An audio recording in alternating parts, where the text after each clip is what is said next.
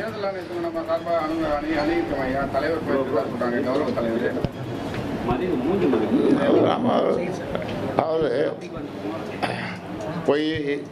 பையா பொய் வச்சுட்டு பேசுறதுனால அவங்களுடைய வேஷம் கலைந்து விட்டது, கலையப்போகுது.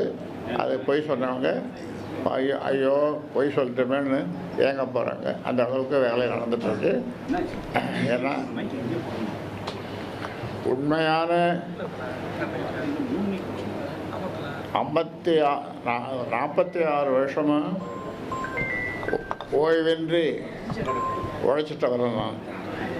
ஆனால் இன்றைக்கி சில ஒரு கும்பல் பாட்டாளி மக்கள் கட்சி அப்படின்னு சொல்லிட்டு போயிட்டுருக்காங்க.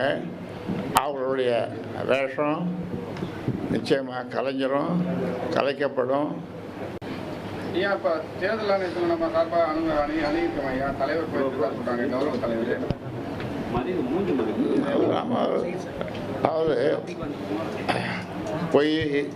பையா பொய் வச்சுட்டு பேசுறதுனால அவங்களுடைய வேஷம் கலைந்து விட்டது, கலையப்போகுது. அது பொய் சொன்னவங்க ஐயோ பொய் சொல்லிட்டோமேன்னு ஏங்க போகிறாங்க. அந்த அளவுக்கு வேலை நடந்துட்டுருக்கு. ஏன்னா உண்மையான 46 வருஷமாக ஓய்வின்றி உழைச்சிட்டவர்கள் நான். ஆனால் இன்றைக்கி சில ஒரு கும்பல்